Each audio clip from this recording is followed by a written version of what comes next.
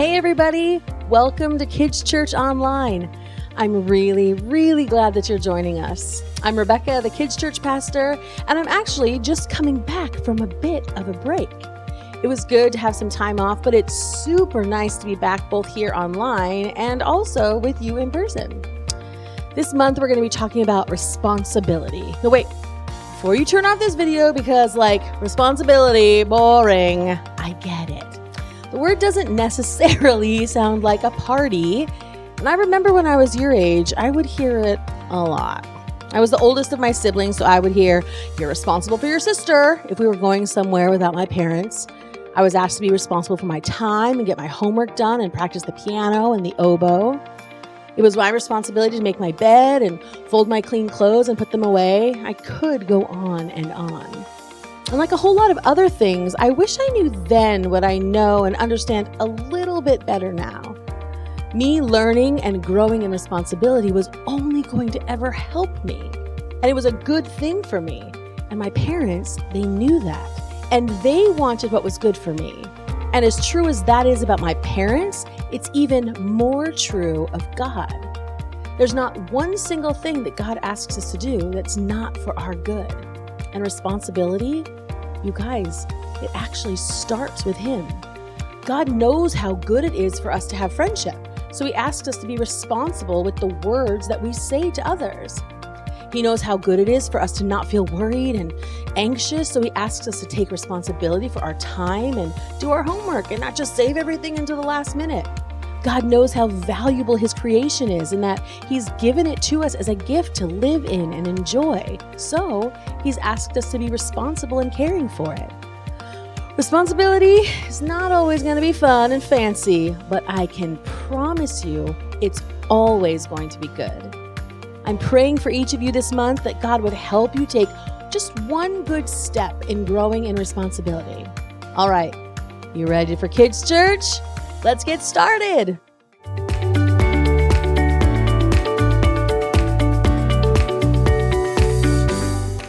Hey, what's up, Kids Church? Welcome back to our kid interview. Today, I have my friend Austin with us. Austin, tell Kids Church hi. Hi. Well, Austin, I'm super excited we get to do the kid interview today. Are you excited? Mm-hmm. All right, let's jump into it. Okay, Austin, tell us how old you are, when's your birthday, and what grade are you in?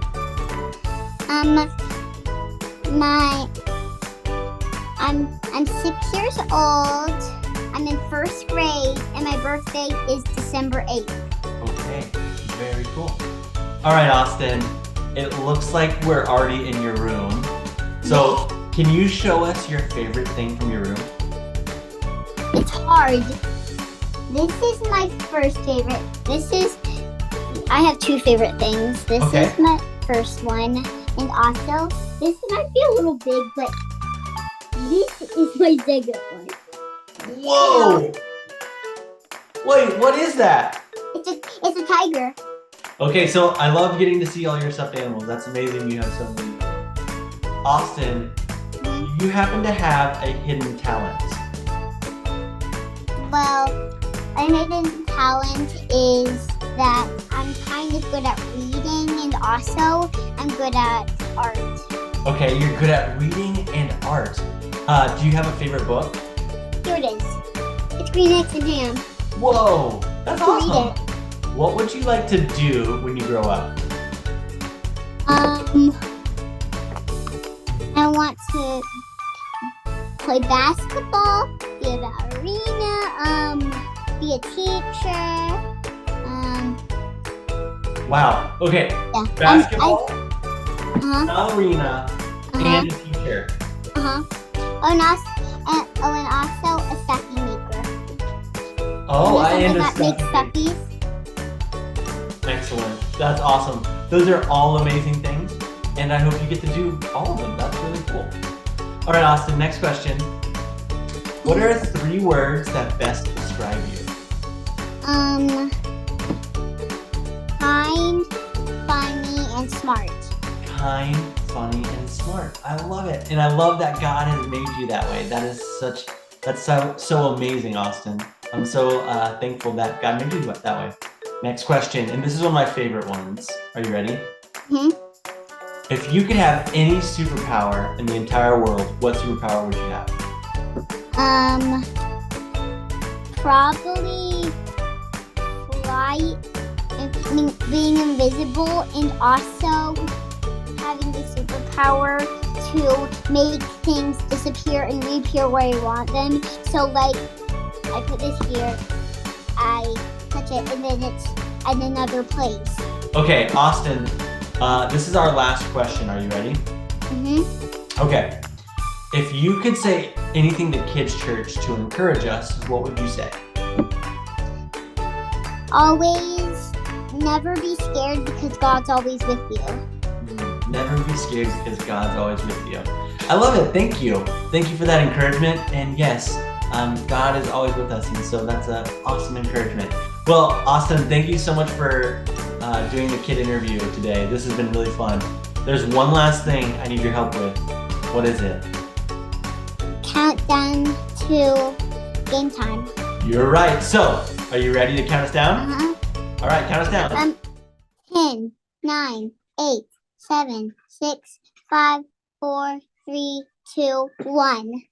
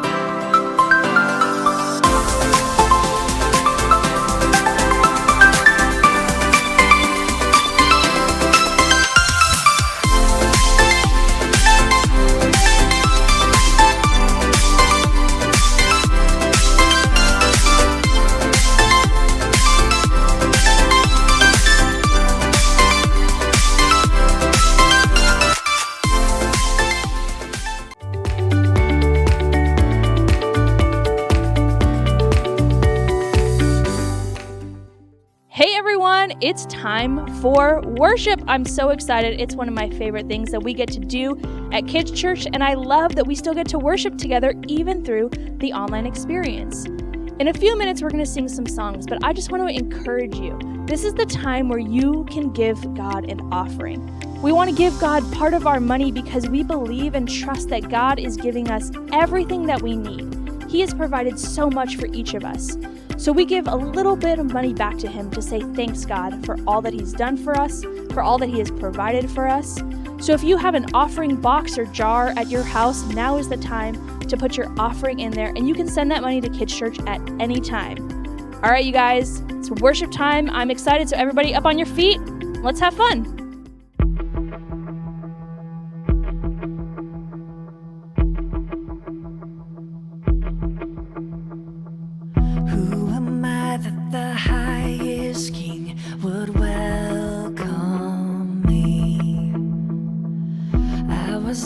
But He brought me in. Oh, His love for me. Oh, His love for me. Who the sun sets free, oh, is free indeed. I'm a child of God. Yes, I am. Free at last, He has ransomed me. His grace runs deep. While I was a slave to sin, Jesus died for me.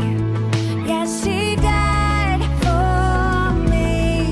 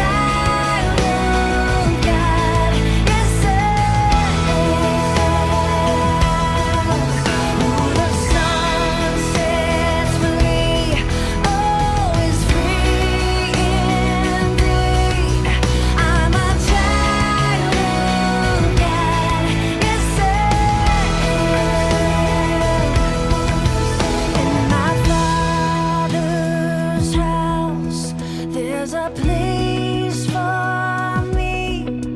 I'm a child of God.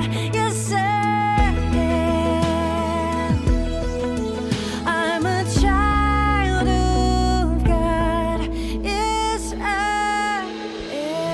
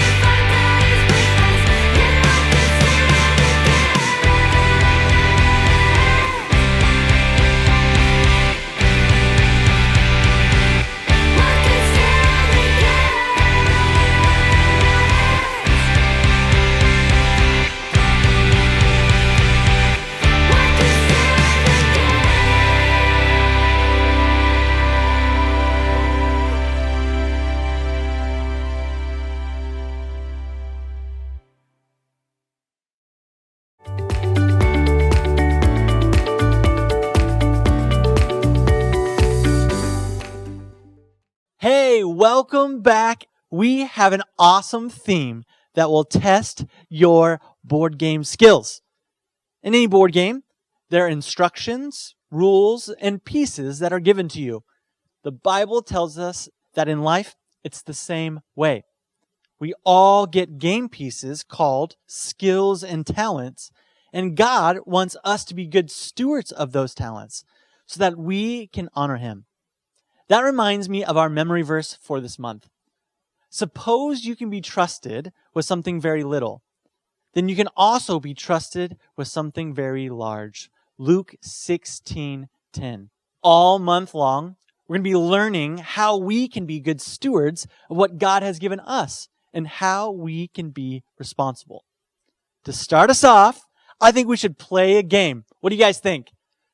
Oh, come on. It's a new year. I think you can do that with a little more excitement. Are you guys ready to play a game? Hey, all right, let's go. So our board game for the month is called Kids Church Island. I know, it's epic. Like most board games, the object of the game is to move our piece along the board to the finish line. To move ahead, each week we'll have to compete and complete a challenge. If we complete all the challenges, we win.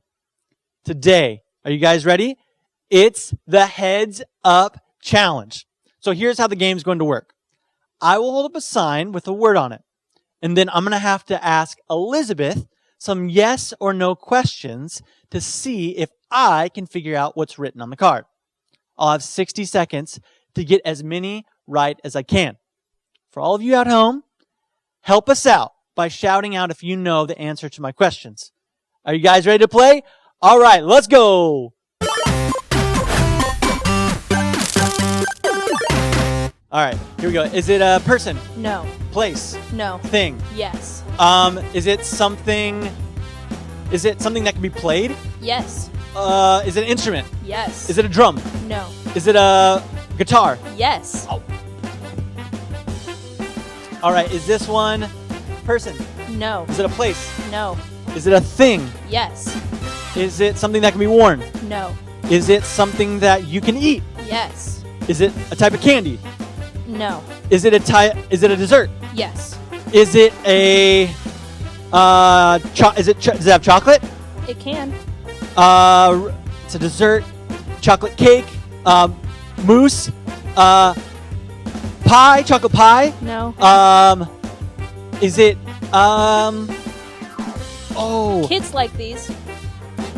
Is it pudding? I don't know what No. chocolate dessert. What kind of chocolate dessert is there? I'm sorry, guys. Last guess. Oh, guys, what was it? A cupcake. A cupcake. Wow, I was so close. All right, well, at least I got one right. Great start, guys. We made it to the marsh. Okay, I think you passed the test, and our first challenge is now complete. Now we get to move ahead on our board game. Speaking of tests, in today's Bible story, someone put Jesus to the test. Let's jump in and see what happens. The Bible. It's 66 books of history, stories, letters, and poetry that fit together to form God's one big story. The epic adventure of how He created us and loves us so much that He made a way to rescue us. As we travel through the Bible, from Genesis to Revelation, we discover people who met God and found their lives changed forever. Now, for an amazing story, inspired by the book of Matthew, chapter 22, verses 36 through 40. The book of Matthew, the very first book in the New Testament, was written by, you guessed it, Matthew.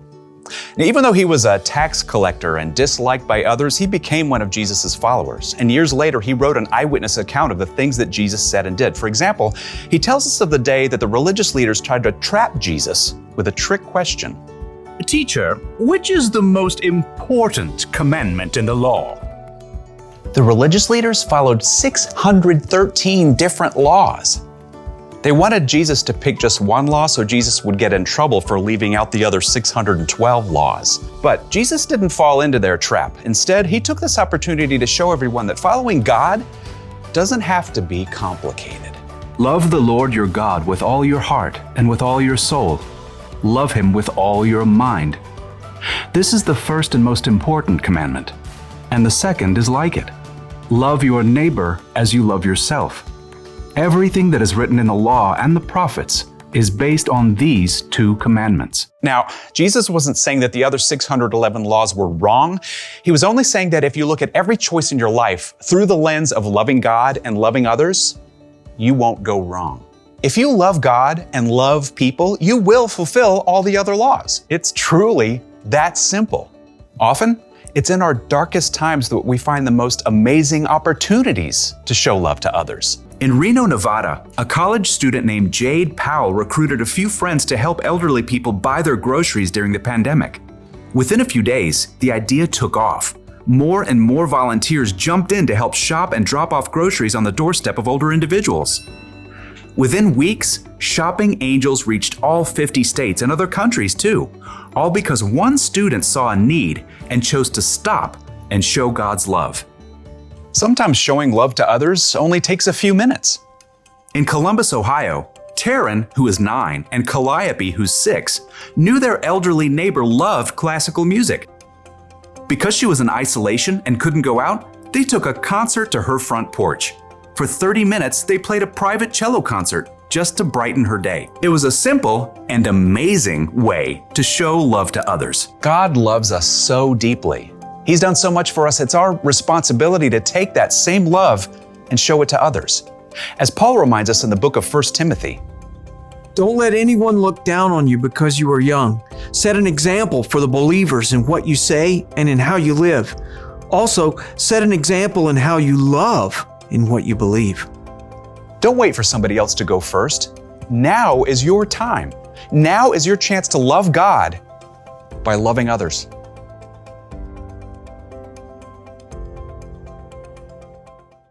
Well, the Pharisees tried to do just that.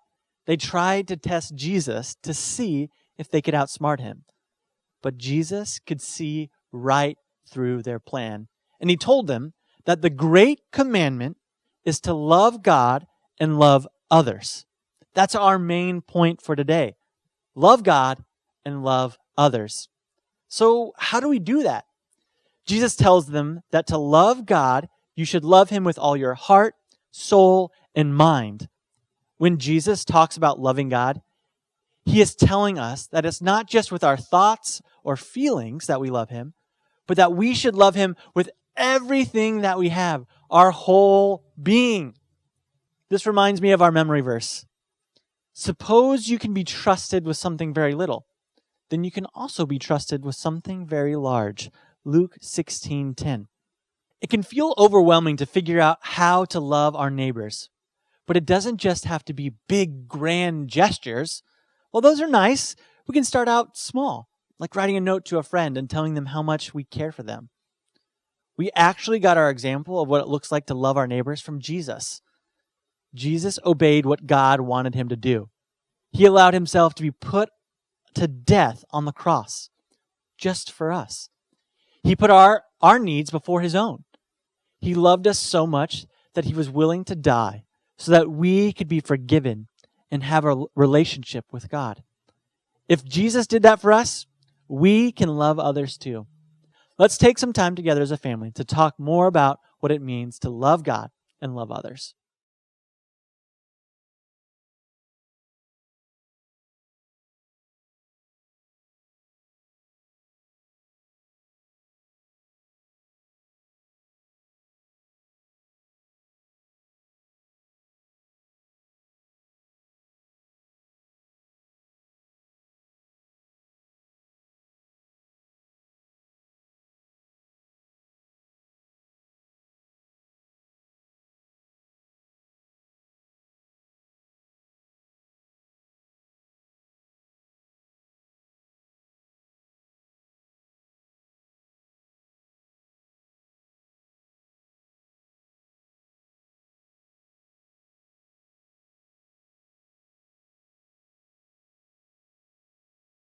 Hi, friends. Thank you for joining us today for another week of the Kids Church Online Family Experience.